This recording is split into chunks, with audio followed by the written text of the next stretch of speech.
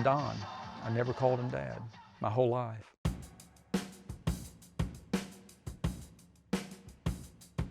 You know, I really wanted his attention. I think I kind of self-diagnosed myself that I started jumping cars. Jeff Clay is able to leap motor vehicles in a single bound. You know, I found that I had a very unusual jumping ability as a young teenager. I was winning first place in the high jump and long jump and hurdles, and his philosophy there with where he was is that that's all stupid, it's going to fade away, nobody cares.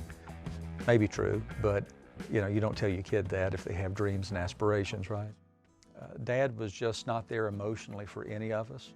He abandoned us a number of times. He's making me pay rent for my own room while he's sitting there not working. And so I'm tripping over him to go to work to pay rent at the house.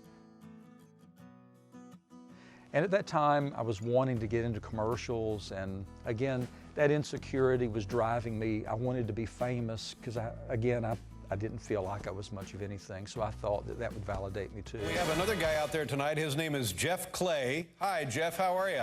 Dave, I'm doing great. Jeff Clay is featured in this publication, Ripley's Believe It or Not. That's so? Right. He's in there? He's in there. For most number of hurdles over a car? No, he ate 1,000 donuts in a minute. Whoa, one. Oh, no. Two. Three, all right. Nice going, Jeff. Attaboy.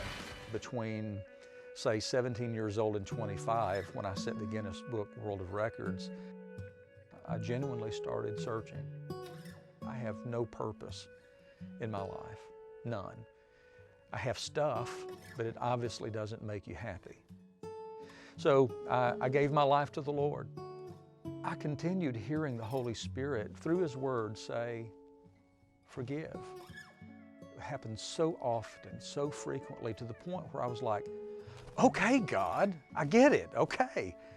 I don't have any anger toward anybody.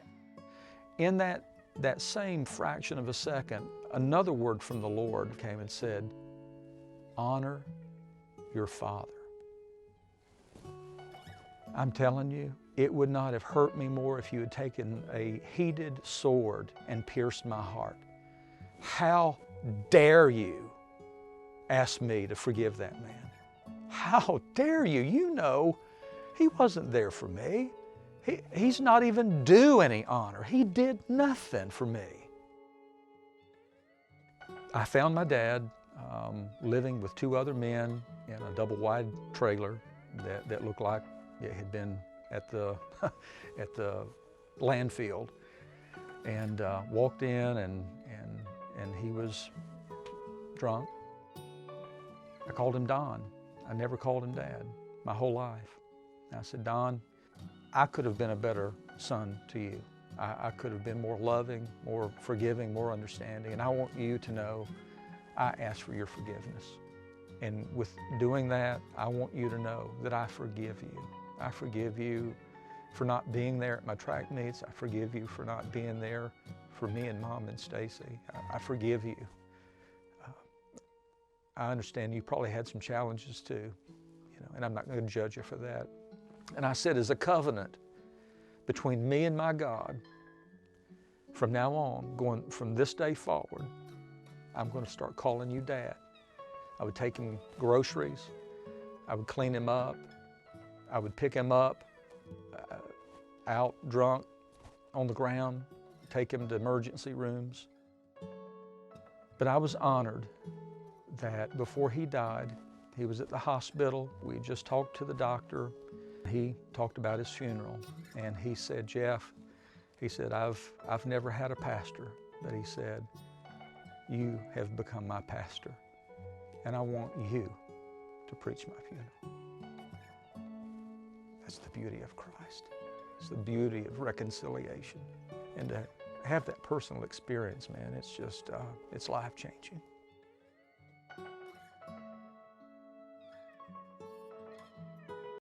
If this story inspired you, take the steps to change your life.